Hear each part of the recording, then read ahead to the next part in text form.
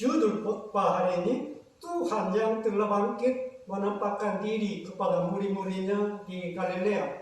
Injil Matius pasal 28 ayat 16 sampai ke 20. 부활하신 주님이 갈릴리에서 제자들에게 나타나신 마태복음 28장 16절부터 20절 말씀.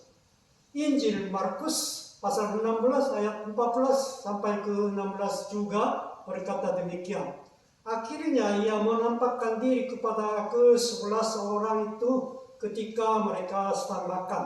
Dan ia mencela ketidakpercayaan dan kedegilan hati mereka oleh karena mereka tidak percaya kepada orang-orang yang telah melihat dia sesudah kebangkitannya.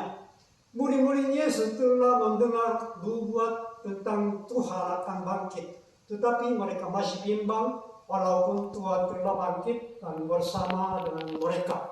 Yang pertama, murid-murid Yesus kembali ke Galilea. Injil Matius pasal 28 ayat 16 dan 17 demikian. Dan ke-11 murid itu berangkat ke Galilea, ke bukit yang telah ditunjukkan Yesus kepada mereka. Ketika melihat dia, mereka menyembahnya, tetapi beberapa orang ragu-ragu. Injil Matius menunjukkan gunung adalah tempat yang diterima wahyu. Pasal 28 juga Yesus Kristus memberikan pengajaran dan perintahnya sebelum naik surga dari gunung itu. Berapa orang murid Yesus bimbang pada waktu melihat Yesus yang telah bangkit. Kata bimbang sama dengan Yesus telah memakai kepada Petrus pada waktu dia mulai tenggelam di air. Injil Matius pasal 14 ayat 31 dan 32 demikian. Segera Yesus mengulurkan tangannya, memegang dia dan berkata, "Hai orang yang kurang percaya, mengapa engkau bimbang?" Lalu mereka naik ke perahu dan angin pun redalah. 1. Yesus sebelum ditangkap, dia berjanji kepada murid-muridnya akan ketemu di Galilea. Injil Markus pasal 14 ayat 27 dan 28 demikian. Lalu Yesus berkata kepada mereka, "Kamu semua akan tergoncang imanmu, sebab ada tertulis, aku akan memukul gembala dan domba-domba itu akan tercerai-berai. Akan tetapi sesudah aku bangkit, aku akan mendahului kamu ke Galilea." 2. Murid-muridnya bertemu dengan Yesus yang telah bangkit di Galilea. 3. Berapa murid Yesus masih ragu-ragu walaupun mereka ketemu Yesus yang telah bangkit. Yang kedua, Yesus yang telah bangkit memberikan misi kepada murid-muridnya. Injil Matius pasal 28 ayat 18 dan 19 demikian. Yesus mendekati mereka dan berkata, "Kepadaku telah diberikan segala kuasa di sorga dan di bumi. Karena itu, pergilah, jadikanlah semua bangsa muridku dan baptislah mereka dalam nama Bapa dan Anak dan Roh Kudus." Misi kita adalah pergilah kepada segala bangsa dan mengajar firman Tuhan, dan baptislah mereka dengan nama Allah Bapa dan Anak dan Roh Kudus. 1. Yesus Kristus telah mempunyai segala kuasa di surga dan di bumi karena dia mentaati semua perintah Allah Bapa. 2. Perintah Yesus Kristus adalah pergilah semua bangsa muridnya dan mengajar firman Tuhan supaya mereka melakukannya. 3. Kita harus membaptis kepada semua orang yang menerima Yesus Kristus dengan nama Bapa dan Anak dan Roh Kudus. Yang ketiga, jika kita mengurut perintah Tuhan Yesus Kristus, Dia akan menyertai kita senantiasa sampai akhir zaman. Injil Matius pasal 28 ayat 20 demikian. Dan ajarlah mereka melakukan segala sesuatu yang telah kuperintahkan kepadamu, dan ketahuilah aku menyertai kamu senantiasa sampai kepada akhir zaman. 1.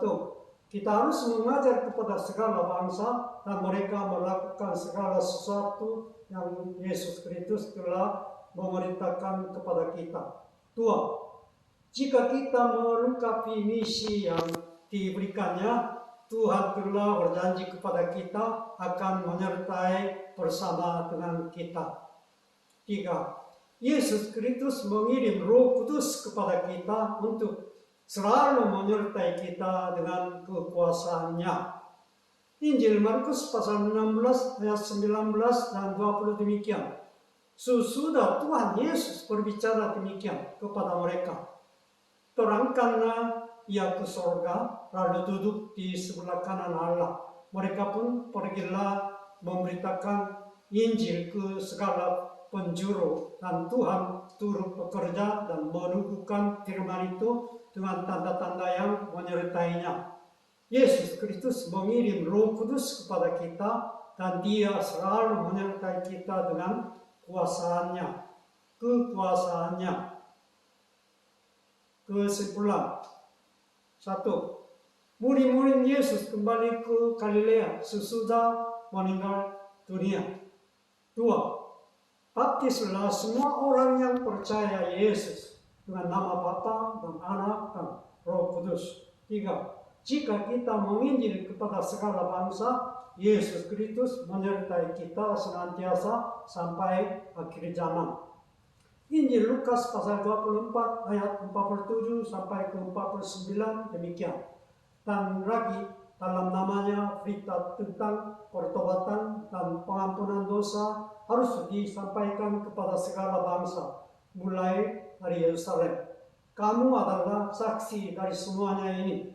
Dan aku akan mengirim kepadamu apa yang dijanjikan Bapakku. Tapi kamu harus tinggal di dalam kota ini sampai kamu diperlengkapi dengan kekuasaan dari tempat tinggi. Mari kita doa bersama. Tuhan yang Maha Kuasa, kami bersyukur kepada Tuhan yang mengalahkan kematian dan kuasa dosa. Terima kasih Tuhan karena kami telah diselamatkan oleh darah Yesus Kristus. Kami percaya Roh Kudus-Mu menyertai kami dengan kekuasaan Tuhan. Tolong kami bisa menginjili dengan berani kepada belum percaya Tuhan Yesus adalah Juru Selamat kami. Kiranya Tuhan memberkati bangsa Indonesia dan Korea menjadi negara yang dipelihara Tuhan. Di dalam nama Tuhan Yesus Kristus kami berdoa dan mengucap syukur Tuhan. 할렐루야. 아멘. 다 같이 기도드립시다. 전능하신 하나님, 사망과 죄의 세력을 물리치신 주님을 찬양합니다. 주의 피로 우리를 구원해 주셔서 감사합니다.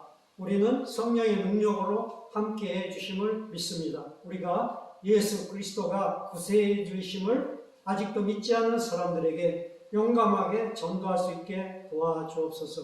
제발 인도네시아와 한국 백성들이 하나님의 돌보심을 잘 받는 나라 되게 복 주시옵소서. 주 예수 그리스도의 이름으로 기도와 찬송을 드립니다. 할렐루야. 아멘.